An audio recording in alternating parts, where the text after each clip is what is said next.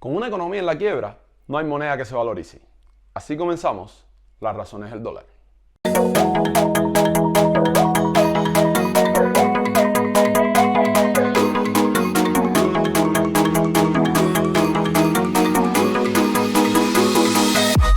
Es difícil pensar que el anuncio de un nuevo inquilino en la Casa Blanca a partir del 20 de enero del 2021 no haya sido el principal impulso para la puesta en práctica del ordenamiento monetario iniciado el 1 de enero de ese año. Solo que la nueva administración cumpliera sus promesas de campaña de deshielo 2.0 podía alimentar la esperanza de obtener resultados positivos. Miremos el panorama por arribita. El país perdió el 11% de su PIB durante el 2020. Según el régimen, dejaron de ingresar más de 3.000 millones de dólares en concepto de remesa. El turismo cayó hasta el 25% de lo alcanzado en el 2019 y la actividad industrial era prácticamente nula, ya que en el país se impusieron estrictas medidas de precaución a raíz de la pandemia. Aún así, le dieron luz verde a un proceso que suponía un incremento significativo de la emisión de dinero por parte del Banco Central sin sustento productivo, combustible especial para la inflación. Después de un año de ordenamiento y reordenamiento, en diciembre del 2021, el Gil ministro de Economía, al analizar la situación económica del país ante el parlamento más inservible del planeta, planteaba que el crecimiento económico del país sería de casi el 2%, un tercio de lo esperado. Y como una de las principales causas, destacó la existencia de más de 500 empresas estatales, el 30%, que habían tenido pérdidas y casi el 70% no cumplían el plan, aunque aclaró que en algunos casos esos resultados eran esperados. Recientemente, la Oficina Nacional de Estadísticas ha publicado los números oficiales del 2021, donde se puede constatar que en el 2021 el PIB creció solo 1.5% y que este crecimiento estuvo dado gracias al aumento del gasto público para combatir la pandemia, ya que el sector productivo decreció 1.4%, destacando el declive en la industria manufacturera, que bajó el 15%, el sector agropecuario bajó un 13% y el comercio bajó un 6%. En cuanto a la inflación, dijo que esta es el crecimiento generalizado y sostenido de los precios en un periodo de tiempo. Lo que no dijo es que esta era producto del incremento de la masa monetaria circulante sin estar sustentada en un incremento de la productividad.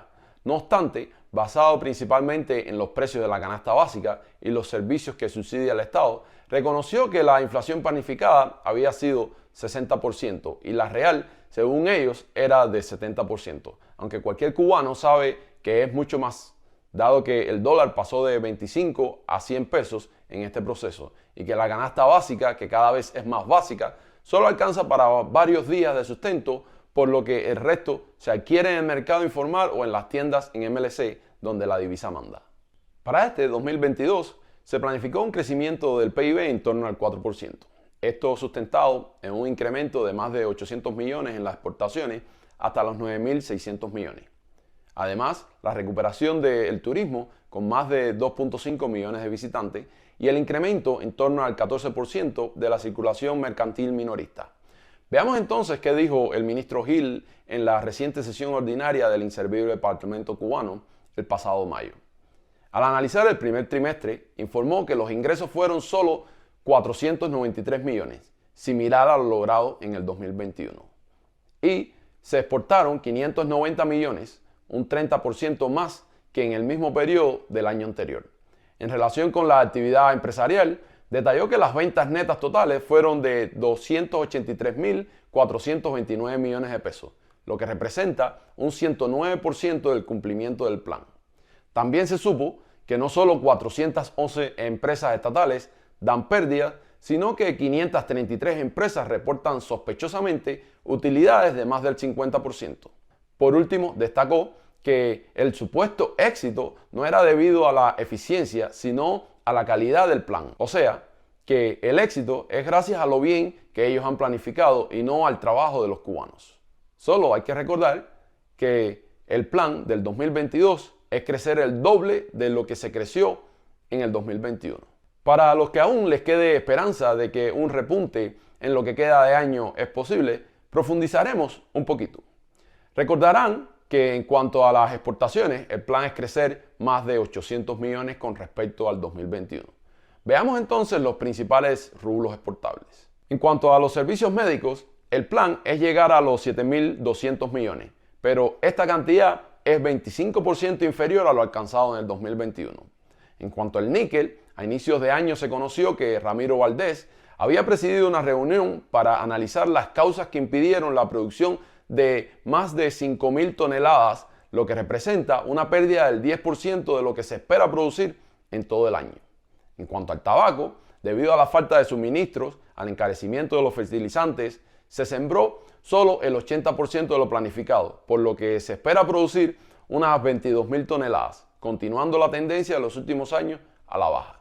En cuanto al azúcar, al concluir la zafra 21-22, el órgano oficial de propaganda del Partido Comunista dio a conocer que el plan se había cumplido solo el 53% de lo planificado, lo que representa unas 480.000 toneladas, menos de las 500.000 planificadas para el consumo nacional. Más tarde se conocería que Cuba no cumplirá con sus compromisos de exportación. Veamos entonces cómo se está comportando la perla de la corona, a donde se destina un cuarto de las inversiones, el turismo.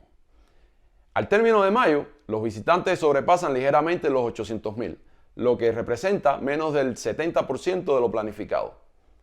Agreguemos a este déficit la crisis económica global, la preferencia de otros destinos en el área como República Dominicana y México, donde por cierto se ofrece un producto mucho mejor y con mucho mejor calidad de servicio. Y por último, el impacto negativo que puedan tener eventos como la explosión del Hotel Saratoga. Esto nos da argumentos suficientes para no tener buenos augurios para lo que queda de año. Por último, analizaremos la inversión extranjera.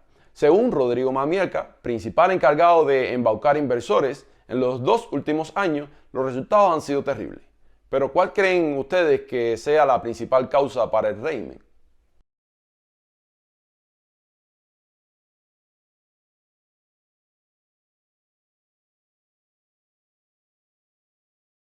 Exactamente, el bloqueo. Según el régimen, la falta de inversionistas se debe a que Cuba se encuentra calificada de alto riesgo debido al embargo, olvidando que tienen un largo historial de deudas e impagos. Observen brevemente. Entre el 2013 y el 2016, la deuda externa de Cuba creció más del 50%, de 11.900 millones a más de 18.000 millones.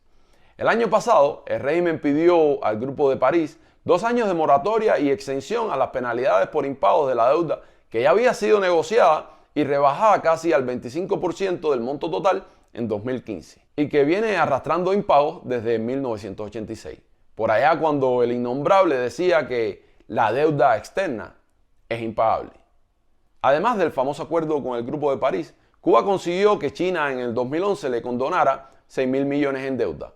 En 2013, México canceló 400 millones y Rusia en el 2014 condonó 35.000 millones.